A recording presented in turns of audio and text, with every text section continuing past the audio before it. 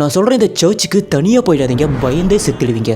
கொஞ்சம் கவனமாக கேளுங்க. இந்த சர்ச் யூரோப்பில் தான் இருக்குது. கிட்டத்தட்ட 70,000 மனிதர்களோட எலும்புகளை பயன்படுத்தி முழுக்க உருவாக்கியிருக்காங்க. சேரு, லைட்டு, பெஞ்சு, அழகு தோரண பொருட்கள்னு சொல்லிட்டு எல்லாத்தையுமே மனித எலும்புகளை வச்சு உருவாக்கியிருக்காங்க. இந்த சர்ச் கட்டி கிட்டத்தட்ட 500 வருஷத்துக்கு மேலே ஆகுது.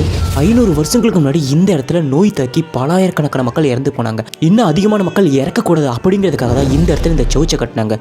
கட்டும்பொழுது இந்த இறந்து போனவங்களோட ஆவியும் ஆன்மாக்களும் அங்கே பல பேர்த்த தொந்தரவு பண்ணுது. அவங்களோட ஆத்மா சாந்தி அடையணும், அவங்க போனவங்க எல்லாமே ரொம்ப சந்தோஷமாக இருக்குன்னு சொல்லி அவங்களோட எலும்புகளை எடுத்து இந்த சர்ச்சு முழுக்க அலங்காரம் பண்ணியிருக்காங்க. அதுக்கப்புறமா அவங்களோட ஆவிகள் இந்த சர்ச்சில் தங்கிடுச்சாமா. இப்படி தான் இந்த இடத்துல 70,000 மக்களோட எலும்புகளை பயன்படுத்தி சர்ச்சையும் உருவாக்கியிருக்காங்க. இந்த சர்ச்சுக்கு போயிட்டு வந்த எல்லாத்துக்குமே ஒரு வாரத்துக்கு மேலே இந்த சர்ச்சில் இந்த ஆன்மாக்களும் ஆவிகளும் தொந்தரவு பண்ணுதாமா. சில பேர் தற்கொலை பண்ணி கூட ட்ரை பண்ணியிருக்காங்களாம். இவ்வளோ பிரச்சனைகள் இருக்க இந்த சர்ச்சை மூடிட்டாங்களான்னு கேட்டிங்கன்னா அதுதான் கிடையாது. அதை திறந்து தான் வச்சுருக்காங்க. அதுக்கு பின்னாடி பயங்கரமான ரொம்ப கிரேசியான ஒரு விஷயத்தையும் சொல்கிறாங்க.